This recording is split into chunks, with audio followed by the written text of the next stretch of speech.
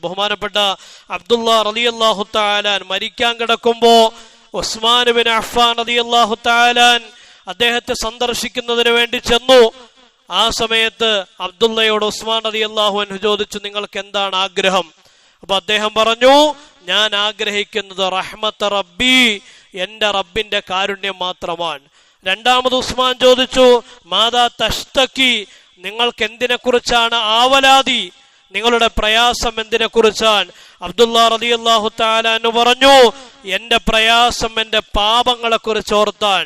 സഹാബാക്കളാണെന്നോ ആലോചിക്കണം, ജീവിതത്തിൽ ഒരു കറാഹത്ത് പോലും ചെയ്യാത്തവർ, പക്ഷെ അവര് പോലും നാളെ അള്ളാഹുവിന്റെ മുമ്പിൽ തങ്ങൾ ദുനിയാവിൽ വെച്ച് അറിയാതെ ചെയ്തു പോയ പാപങ്ങളുടെ പേരിൽ പിടികൂടുമോ എന്ന ഭയം അവരുടെ ഹൃദയത്തെ ത്രസിച്ചുകൊണ്ടിരുന്നു. ഞാൻ ചെയ്തു പോയ പാപത്തെക്കുറിച്ച് ഓർത്ത് പേടിക്കുകയാണ്. മൂന്നാമത് ബഹുമാനപ്പെട്ട ഉസ്മാൻ റളിയല്ലാഹു തആല അൻഹു ചോദിച്ചു, അല ആമുറുലക ബിതബീബ്, ഞാനൊരു ഡോക്ടറെ വിളിക്കട്ടെ? ബഹുമാനപ്പെട്ട അബ്ദുള്ള റളിയല്ലാഹു തആല അൻഹു പറഞ്ഞു, അത്തബീബ് അംറലനി, ഡോക്ടറാണ് എന്നെ രോഗിയാക്കിയത്. ഡോക്ടറാണ് എന്നെ രോഗിയാക്കിയത്. അള്ളാഹു ആണ് ഏറ്റവും വലിയ ഡോക്ടർ, അവനാണ് എനിക്ക് രോഗം നൽകിയത്, പിന്നെ എന്തിനാ വേറെ ഡോക്ടറെ വിളിക്കുന്നത്? ബഹുമാനപ്പെട്ട ഉസ്മാൻ റളിയല്ലാഹു അൻഹു ചോദിച്ചു, അല ആമുറുലക ബിഅതാ, ഞാൻ നിങ്ങൾക്ക് എന്തെങ്കിലും സംഭാവന തരട്ടെ, കുറച്ച് പൈസ തരട്ടെ?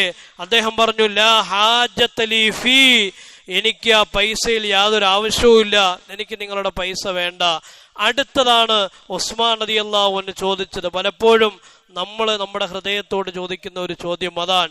ഉസ്മാൻ റളിയല്ലാഹു അൻഹു പറഞ്ഞു, നിങ്ങൾക്ക് ആവശ്യമില്ലെങ്കിലും യകൂനു ലിബനാതിക മിൻ ബഅദിക്, നിങ്ങൾക്ക് പെൺമക്കളല്ലേ, നിങ്ങളുടെ കാലശേഷം ആ പെൺമക്കൾക്കൊരു സഹായമാകുമല്ലോ ഞാനൊരു സംഭാവന നൽകിയാൽ.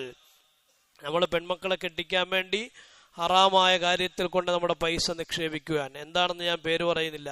ഹറാമായതിൽ കൊണ്ട് പൈസ നിക്ഷേപിക്കുന്നു, അല്ലെ? പെൺമക്കളെ കെട്ടിക്കാൻ ഇപ്പോഴേ തുടങ്ങിയിരിക്കുക, 25 കൊല്ലം കഴിഞ്ഞ് കെട്ടിക്കേണ്ട കാര്യമാണ്. ഇപ്പോഴേ കൊണ്ട് നിക്ഷേപിക്കുന്നു, ഹറാമായ കാര്യത്തിൽ കൊണ്ട് നിക്ഷേപിച്ചിട്ട് അവസാനം ആ പൈസ എടുത്തിട്ട് നിക്ഷേപിച്ച പൈസയും അതിൻ്റെ കൂടെ അവന്റെ കാരുണ്യം എന്ന പേരിൽ തരുന്ന പലിശയും കൂട്ടിച്ചേർത്ത് ഏറ്റവും അനുഗ്രഹീതമായ കുടുംബജീവിതത്തിലേക്ക് നമ്മുടെ മക്കളെ നമ്മൾ ഇറക്കി വിടുകയാണ്, അല്ലെ? പലിശപ്പണം കൊണ്ട് പെൺമക്കളെ കെട്ടിക്കുന്നു, പലിശപ്പണം കൊണ്ട് വീട് കെട്ടുന്നു, പലിശപ്പണം കൊണ്ട് വാഹനം മേടിക്കുന്നു, പലിശപ്പണം കൊണ്ട് ജീവിതം അടിച്ചു പൊളിച്ച് ആർമാദിച്ച് രസിച്ച് ജീവിക്കുന്നു. ഓർക്കുക ഉസ്മാൻ റളിയല്ലാഹു അൻഹുവിന്റെ വാക്ക്, നിങ്ങൾ മരിച്ചാലും നിങ്ങളുടെ പെൺമക്കൾ നിങ്ങളുടെ കാലശേഷം ജീവിക്കണമല്ലോ, ഞാൻ പൈസ തന്നാൽ ഉപകാരപ്പെടുമല്ലോ. അബ്ദുള്ള റളിയല്ലാഹു തആല അൻഹു പറയുകയാണ്, ഞാൻ നിങ്ങൾക്ക് എന്റെ മക്കളുടെ പെൺമക്കളുടെ വിഷയത്തിൽ നിങ്ങൾ ദാരിദ്ര്യം പേടിക്കുന്നുണ്ടോ?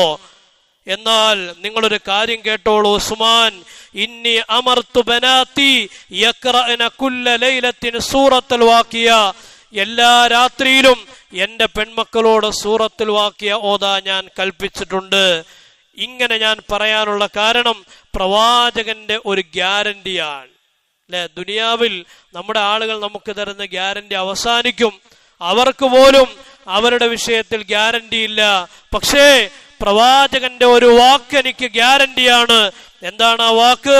മൻ ഖറഅ സൂറത്തുൽ വാഖിയ കുല്ല ലൈല ലം തുസിബുഹു ഫാഖത്തുൻ അബദ, എല്ലാ രാത്രിയിലും സൂറത്തുൽ വാഖിയ പാരായണം ചെയ്താൽ ദാരിദ്ര്യമുണ്ടാവുകയില്ല എന്ന് പ്രവാചകൻ പറഞ്ഞത് ഞാൻ കേട്ടിട്ടുണ്ട്.